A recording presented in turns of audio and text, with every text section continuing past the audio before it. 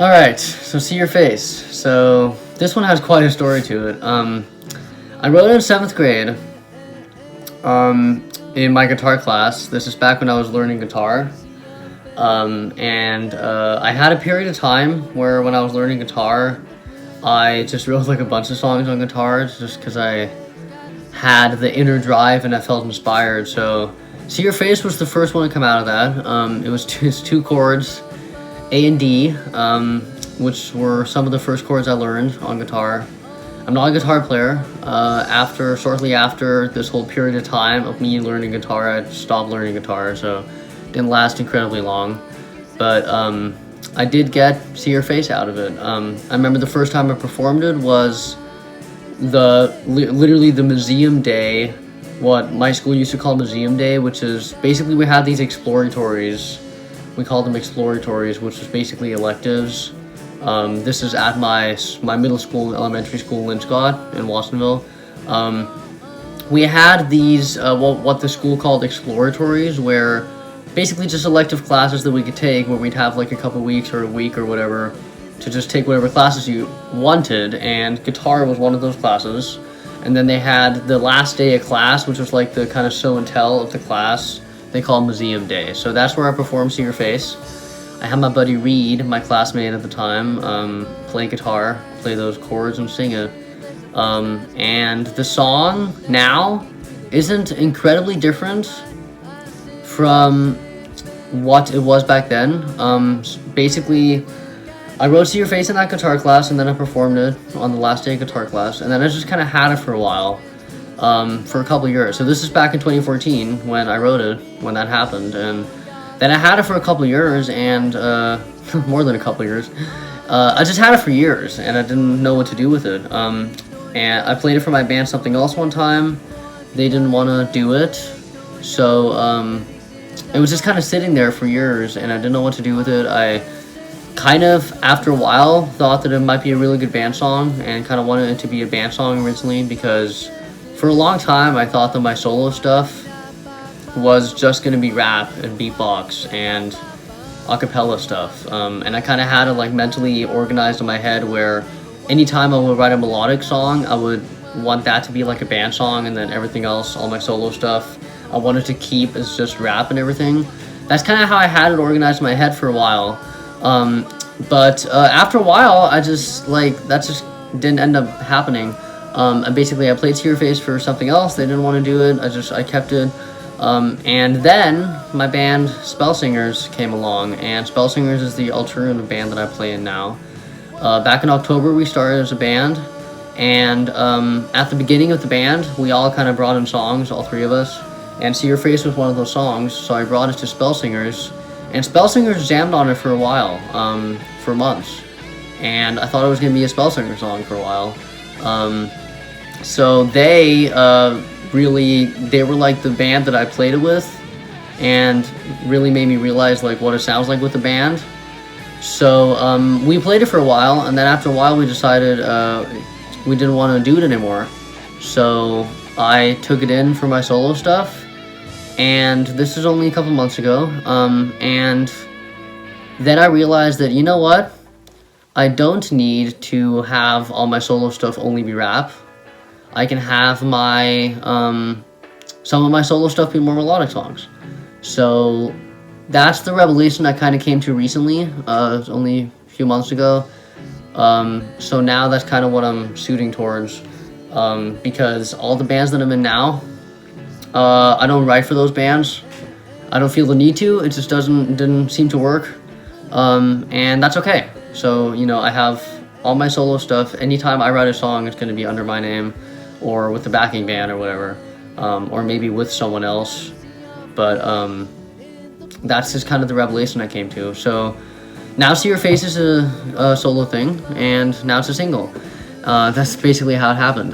But I do have to say that the arrangement for the song and everything really did come from Spell Singers, and how Spell Singers played it. So the way that it sounds on the record now, I took a lot of that inspiration that Spell Singers gave me for the song, And I tried to replicate that because when Spellsingers jammed on it, it felt perfect, and it felt like it was literally how I wanted the song to sound in all its facets. They just made it fucking amazing. Shout out to Jack and Isaiah for playing it with me for as long as they did. So so the way that the song sounds now and the sound that I was replicating with it is inspired from how Spellsingers did it. Those last two lines of the song I wrote when Spellsingers did it. After I brought it to the band, I wanted to, because I thought it was going to be a band song, I wanted to make it a little more of a band song, add some more verses just for the hell of it. So I added those last two verses. So those last two verses in the song I added when Spellsingers did it. And so I do have Spellsingers to thank for the way the song sounds now, I have to say. So that's a little background on the song.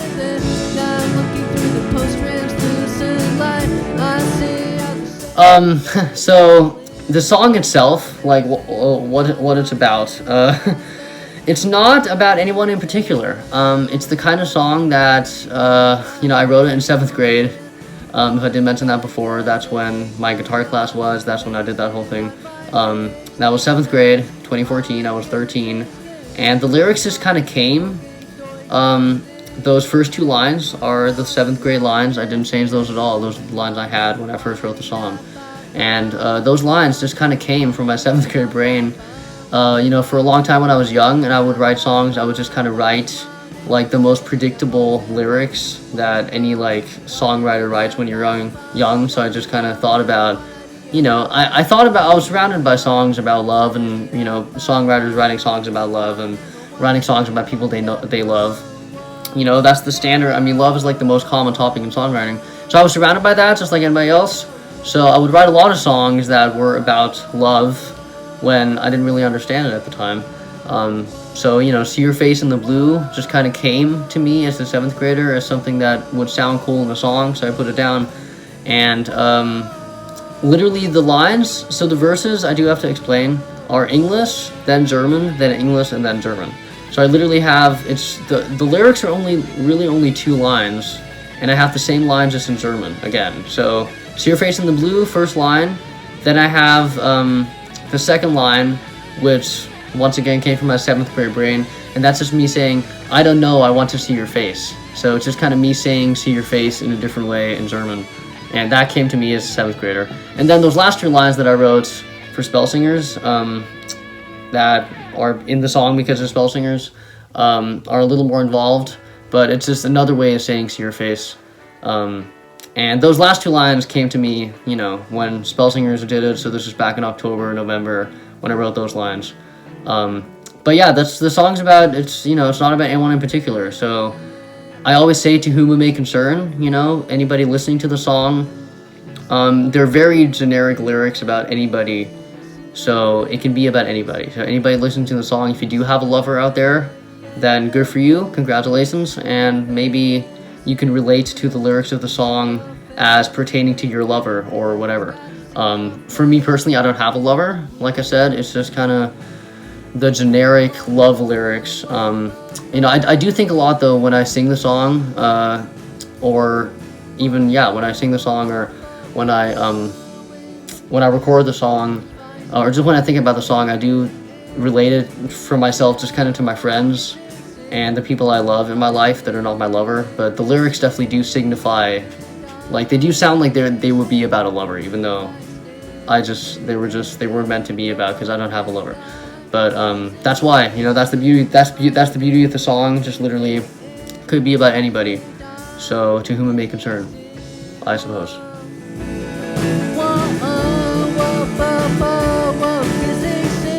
The mix. So I'm going to talk a little more about the sound and stuff of the song, and kind of my whole thought process behind it.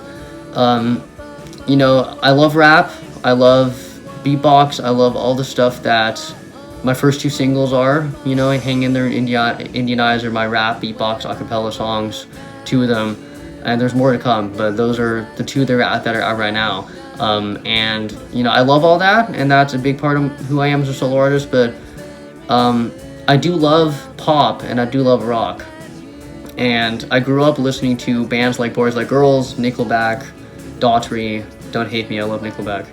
Daughtry, love Daughtry. A lot of butt rock, a lot of just pop rock, 2000s rock. 2006 is one of my favorite years of music because that's when a lot of my favorite albums came out.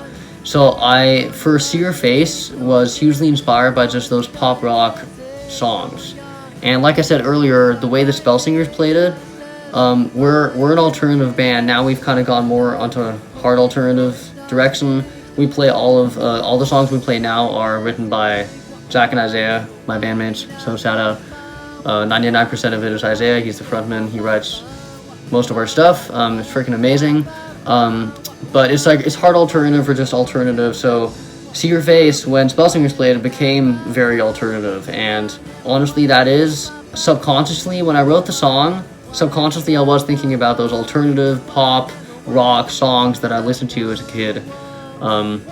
So that's kind of the sound that I was trying to achieve with this track. So it is a very pop rock song, and I do have to say it's exciting now that I've come to this revelation that I can have multiple different genres as a solo artist, because I'm excited to release a lot more. I have a couple more melodic songs planned as singles coming up, and hopefully a lot more, because now that I'm realizing that anytime I write a song, I'm going to just release it under my name or with someone else.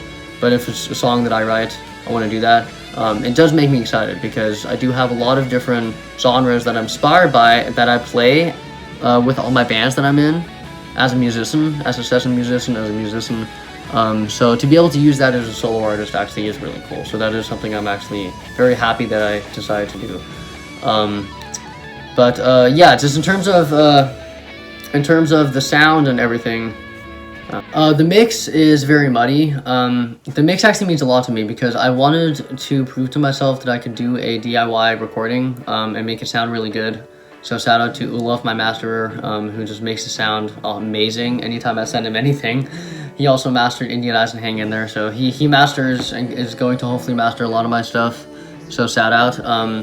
But yeah, the mix is very muddy. The way I recorded it is I recorded the drums with just one mic, the way I record my drum covers. If you guys check out my channel, RicoR Lessons, I have drum and beatbox covers there, and also some tutorials coming up. Haven't filmed those yet, but I do have some content there. And when I film my drum covers, I have one mic, a Tascam, PE125, shout out. They don't really make them anymore, but they're really good.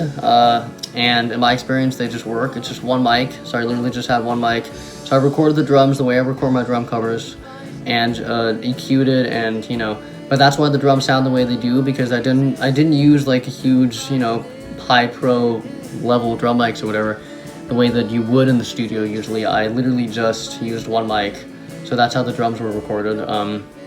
Guitars, bass, keyboard, also just record different ways, but overall I wanted to create or just keep that really muddy sound in the mix.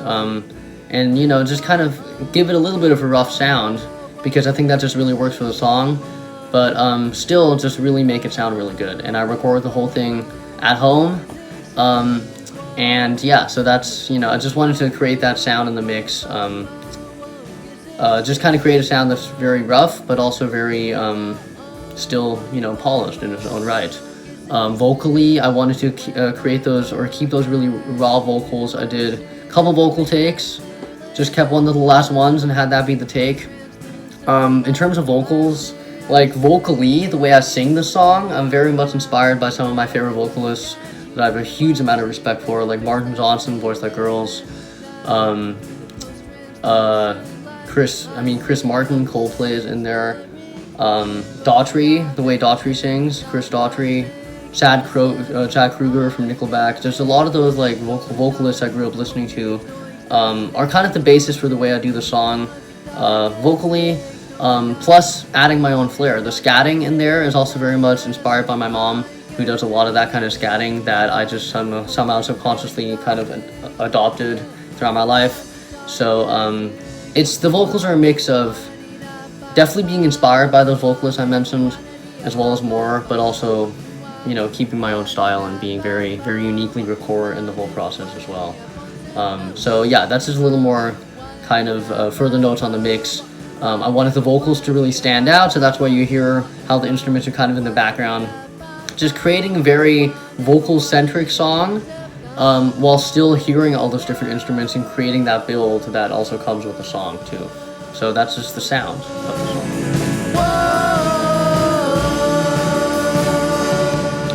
Alright, so the players, this is exciting. So in terms of who I had on the song, this is actually my first time bringing in like real instrumentalists for one of my songs, which was super exciting. I had Jack Hellesoe, Jedd Vultur on guitars and bass on one of the guitar tracks. My bandmate and Spell Singers at time of recording, really good friend, great musician, one of my favorite people in the world to hang out with, to jam with. He also does backup vocals with me. He was a natural to put on the track because Spell Singers, after we decided we weren't going to do it as a band, I was like, okay, well then Jack's going to record it for me or with me for my solo project. We were in one of the sessions. He just came into my house. We were hanging out. I wanted him to do a bass and guitar track, and I asked him if he wanted to do backup vocals, and he's like, yeah. So then I decided to release it as a RicoR featuring Jedd Vultur track because it just felt natural for him to be on the song. He's a great musician. He loves the song. We had played it twice a week with Spell Singers for months, so he just knew it, you know? I didn't have to tell him what to do.